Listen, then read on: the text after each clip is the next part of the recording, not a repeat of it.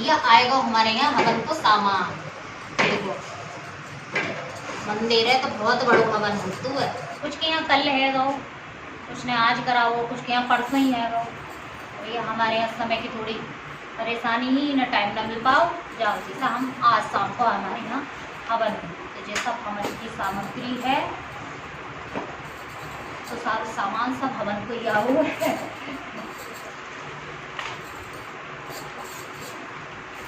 नौ दुर्गा में हवन कराना चाहिए। कुछ लोग होता है ऐसे करने खिला दें, लेकिन हवन अपने घर में जरूर कराना चाहिए। हवन कथा कराने से बुरी शक्तियाँ भी दूर रहती हैं। ऐसा हवन जरूर कराना चाहिए। हम हर साल अपने यहाँ हवन जरूर कराते हैं। और तुम सब जने कौन कौन हवन कराता है अपने घर में, भैया कमेंट बताइए। तो सभी लोग कराते होंगे, लेकिन वो में आती होएगी। हाँ है वो ही अल्लाह जो रब रंदो सही रखेंगे कि ना सही पर कल को तो चाहिए अपने सही। हाँ तो भाई पतंजलि की सामग्री कितनी बढ़िया निकलती है, तो मैं इसमें कुछ भी अलग से मिलाने की कोई ज़रूरत नहीं है। इसीलिए हम तो जब भी हवन या कथा कुछ भी अपने घर पे कराते हैं तो हमेशा पतंजलि की ही सामग्री मंगाते हैं। इसमें बहुत सारी चीज़ें, बहुत अच्छी अच्छी लकड़ियाँ, फूल, बहुत अच्छी सामग्री और खुशबू भी बहुत अच्छी आती है इसमें। फूल पत्ती सभी कुछ है समझ लो। देखो मेवा भी पड़ी हुई है इसमें, कमलगट्ठे भी पड़े हुए हैं, लौंगे भी हैं, जायफल भी है, मेवा भी पड़ी हुई है, सुपारी भी पड़ी हुई है। सब बहुत अच्छी सामग्री है समझ लो। कभी भी हवन कथा या कुछ भी कराओ तो हमेशा पतंजलि का ही सामान यूज करो, उसमें प्योरिटी होती है, अच्छा सामान होता है। तो आप पतंजलि का ही जो है सामग्री मंगाएं, पतंजलि का घी मंगाएं। कलावा भी बहुत अच्छा आता है पतंजलि का, रेशमी कलावा नहीं आता, सूती कलावा आता है बहुत अच्छा। तो आप पतंजलि की सामग्री मंगा के एक बार हवन कराना, घर में इतनी अच्छी खुशबू आती है बहुत अच्छी।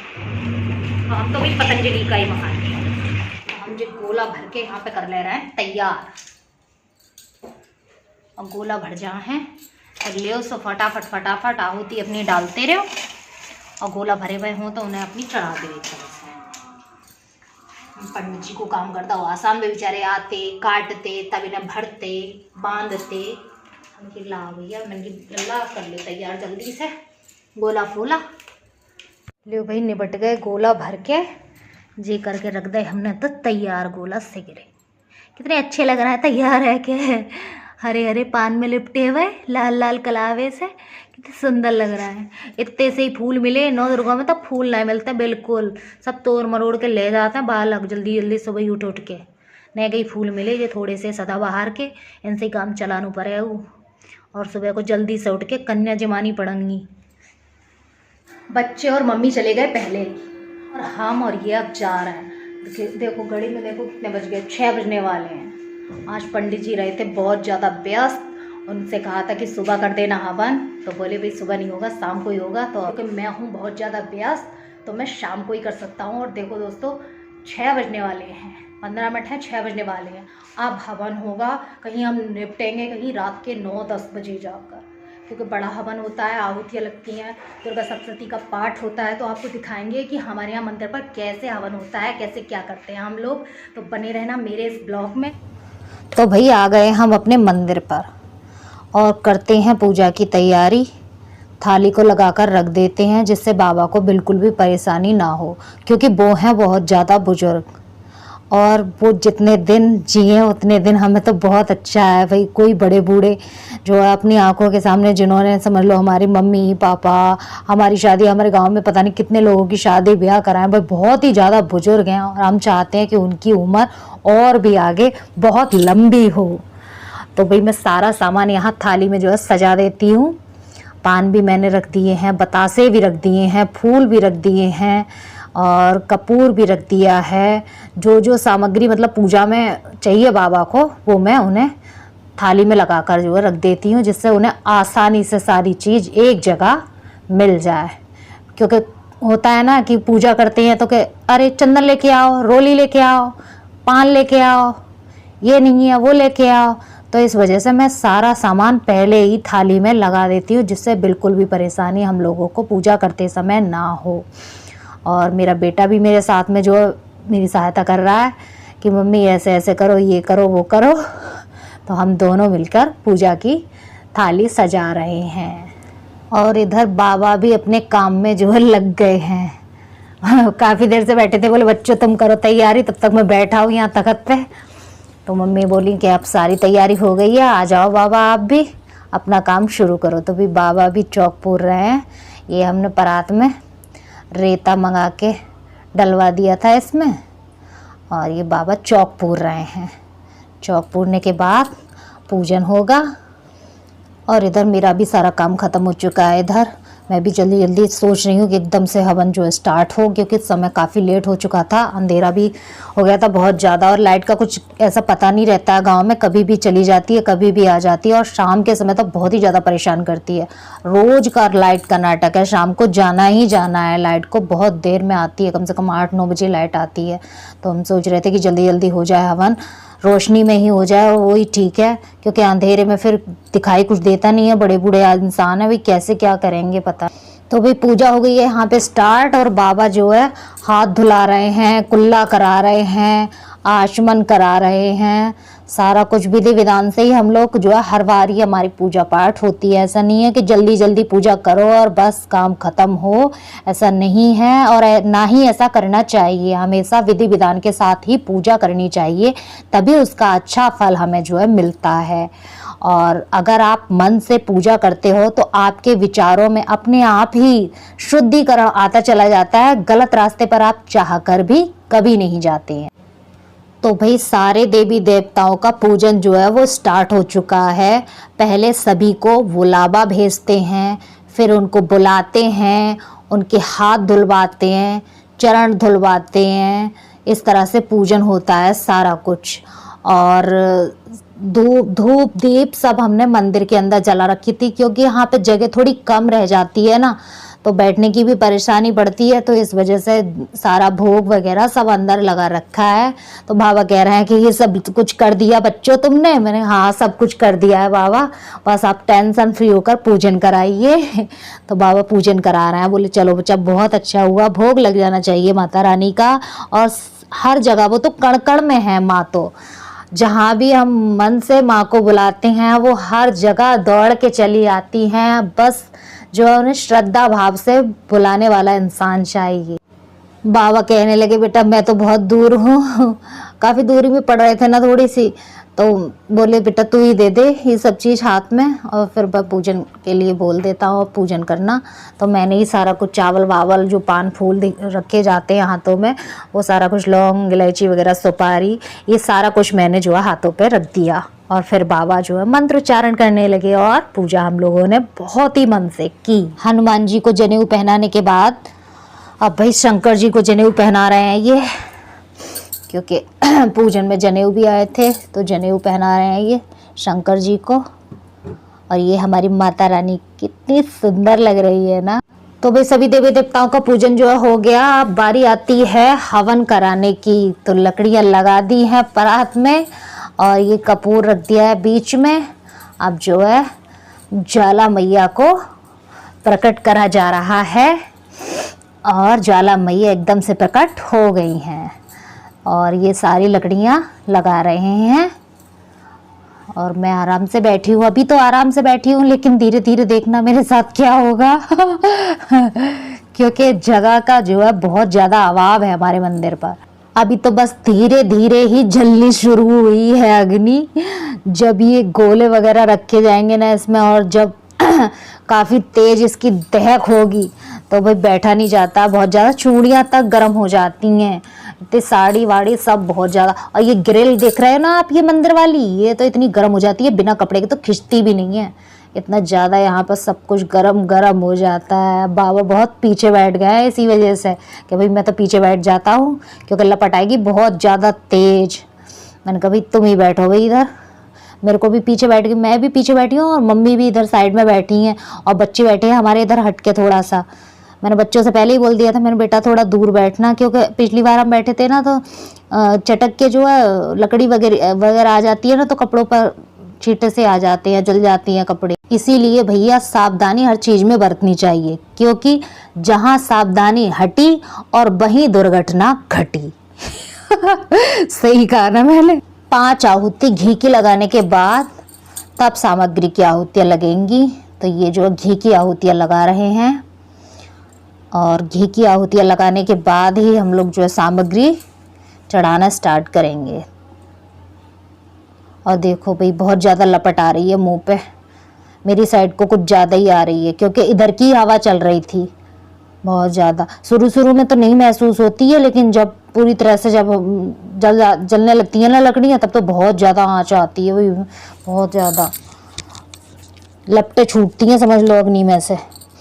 और ये देखो, ये इधर मैं आहुति लगा रही हूँ और ये घी चढ़ा रहे हैं, और इधर मम्मी बैठी है हमारी, बाबा दूर बैठ के मंत्रोच्चारण कर रहे हैं। और इधर साइड में हमने अपने बच्चों को बिठा दिया है। मैंने भैया तुम बच्चों दूर से ही करो माता रानी का पूजन, क्योंकि हमारी जो बहन की लड़की है ना, वो एक बार मंदिर में गई थी, तो भाई दीपक से उसकी फ्रॉक ऐसी जल गई, उसे पता ही नहीं चला, सारी फ्रॉक उसके शरीर से चिपक गई, और लड़की इतनी बुरे तरीक़ा से जल गई कि अभी तक मतलब बिल्कुल डैमेज है उसका शरीर, समझ लो। ऐसे फ्रॉक पूरी तरीके से उसके ना खाल ऐसे टपक रही थी बहुत बुरी तरीके से। तब से मुझे जो है बहुत ही ज़्यादा डर लगता है। अभी सारी चीज़ में सावधानी जो है बरतनी हमें चाहिए।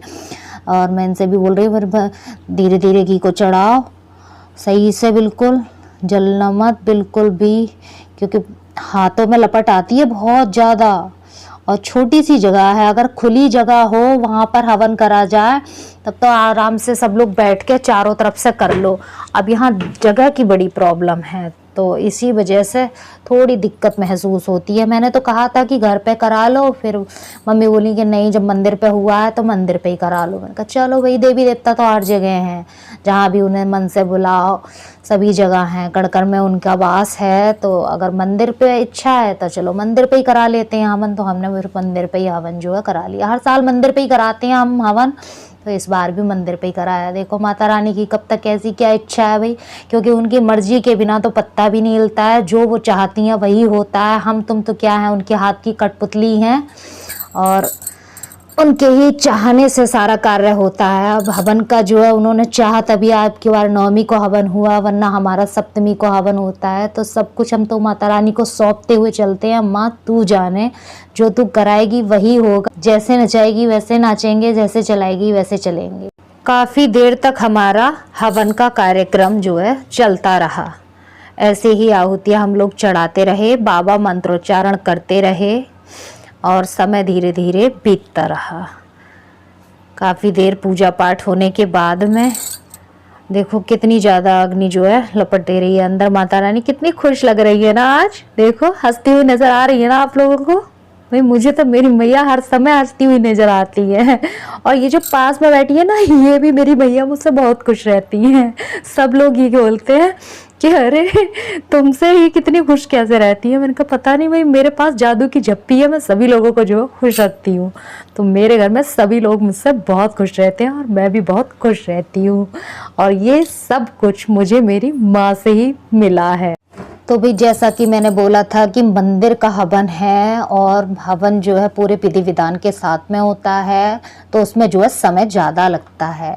और जो घर पे हम लोग हवन कराते हैं तो वो 1 या 2 गोले या ज़्यादा से ज़्यादा 5 गोले का हवन जो है हम घर में कराते हैं। लेकिन मंदिर पर तो सभी देवी देवता हैं, वैश्य परिवार भी है, और काली माता भी है, हनुमान जी भी हैं, भैरव बाबा भी हैं। तो सभी का जो है नाम लेकर सभी के गोले छोड़े जाते हैं। 9 देवियों के गोले, ग्राम देवता के गोले, और जो भी हमारे देवी देवता हैं सभी के गोले मंगाकर जो उनको भरकर तब छोड़ा जाता है। मैंने आपको पहले ही अपने ब्लॉग में बता दिया था कि आज जो है मंदिर पे हमारे हवन होगा। तो ये बड़ा हवन होता है, और इसी के लिए हमने इतने सारे गोले मंगाए हैं, और ये तैयार कर हवन में छोड़े जाते हैं। एक एक करके सारे गोले जो है चढ़ जाएंगे हवन के अंदर, सभी का नाम लेके और सभी का मंत्रोच्चारण करके सभी के गोले बाबा चढ़वा रहे हैं धीरे धीरे। और गोले जब जाते हैं ना अग्नि में तो और ज़्यादा लपट फेंकती है अग्नि, बहुत ज़्यादा।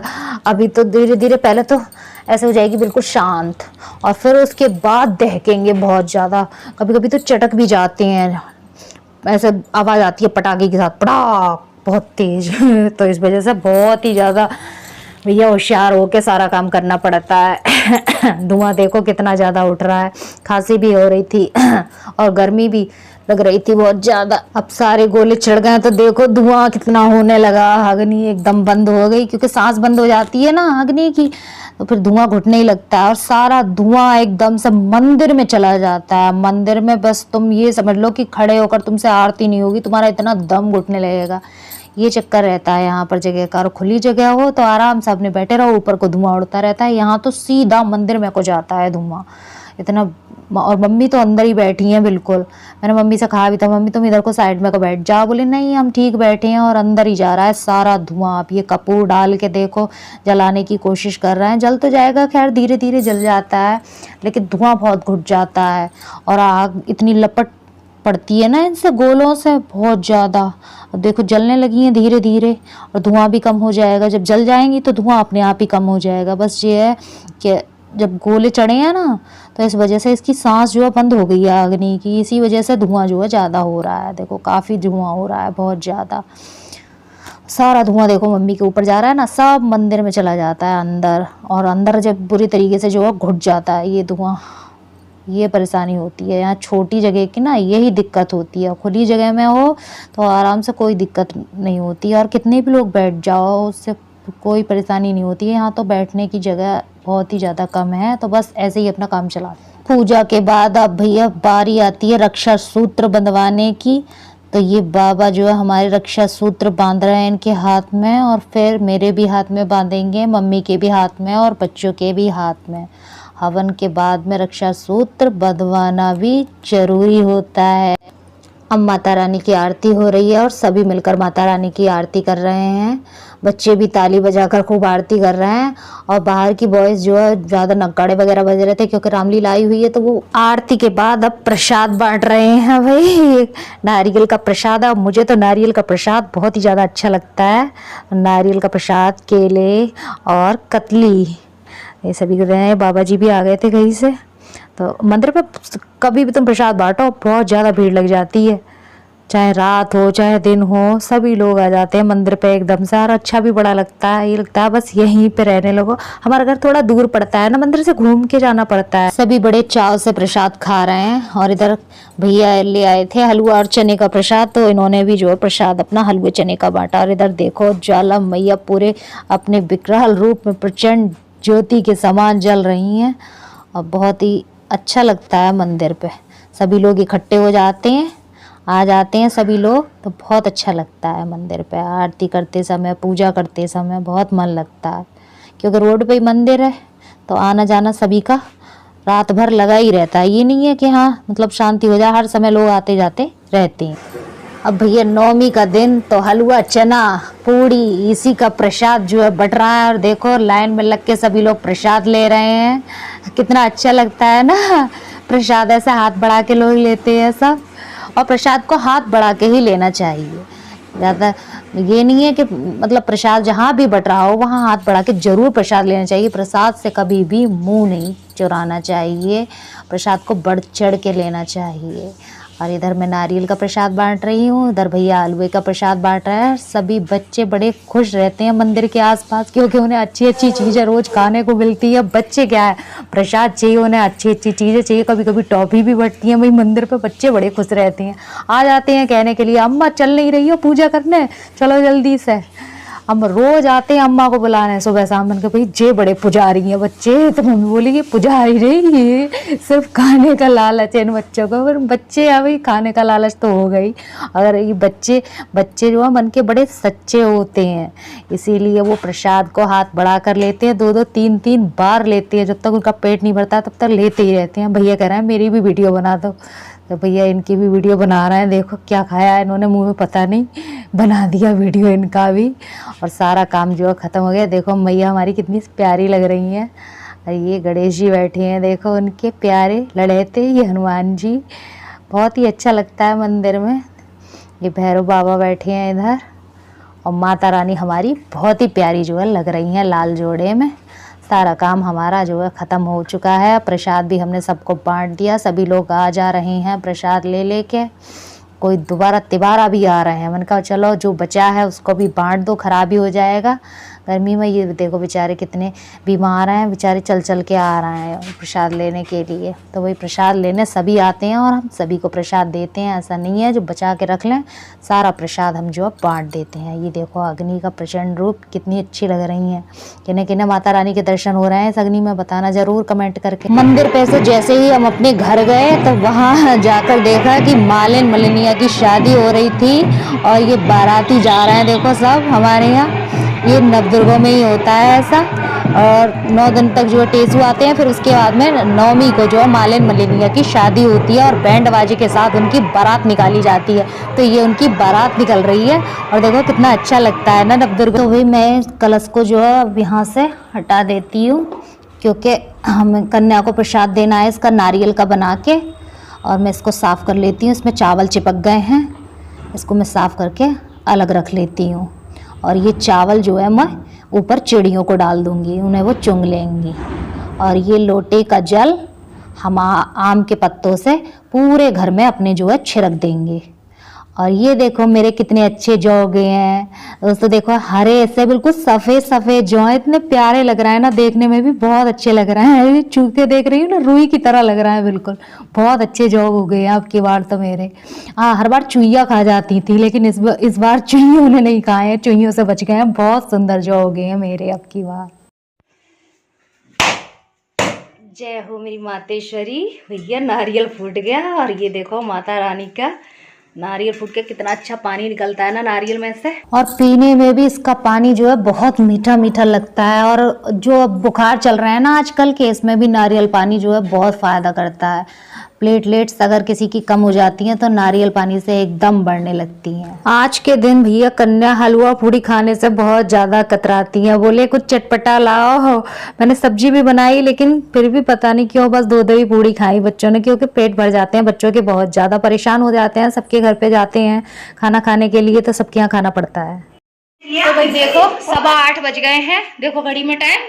और हमने 8:15 बजे बहुत सुबह ही उठे हम, तब जाएंगे हमने अपनी कन्या पूजन जो करुआ। अब भी एक कन्या की कमी है, कन्या को बुला बुला के थक जाते, लेकिन कन्या इकट्ठी नहीं हो पाती है।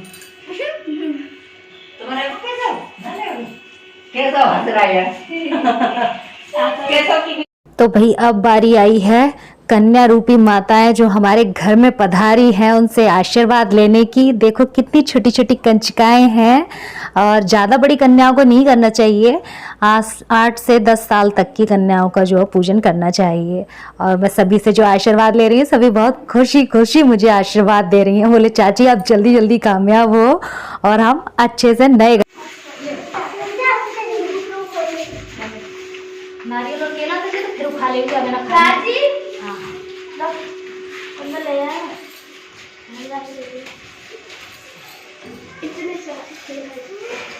हाँ 15 से बच के जाइयो बेटा, है बंदर कभी पड़ जाओ तुम्हारे पीछे। ये लल्ला भी तुम्हारे बहुत मुश्किल से इकट्ठी होती है कन्या नवमी वाले दिन, तो मिलती नहीं है। और पता है बस एक एक दो पूड़ी खाती है। कितनी भी सुबह तुम बुलाओ, 5 बजे से लोग 4 बजे से उठा के ले जाते हैं कन्याओं को अपने घर पे। और आके बस कन्याओं ने 2 पूड़ी खाई है बहुत मुश्किल से। और कहती हैं कि भाई सब जगह जाके मुंह जुटाना पड़ता है। मैंने कहा चलो 2 पूड़ी खा रही है, लेकिन आ तो गई मुँह तो जुटा लिया। ऐसा होता है कन्या पूजन में। तो वही हो गई हमारी नवमी। और कैसा लगा मेरा ये ब्लॉग तो बताना मुझे कमेंट में ज़रूर। कोशिश करती हूँ हर रोज़ आपको कुछ अच्छा दिखाने की, कुछ अच्छा बताने की। तो ऐसे ही निरंतर मैं धीरे धीरे प्रयास कर रही हूँ। तो प्लीज़ मुझे सपोर्ट करें और अपना आशीर्वाद और प्यार मुझे हमेशा देते रहें। बहुत बहुत धन्यवाद सभी का। जय माता दी।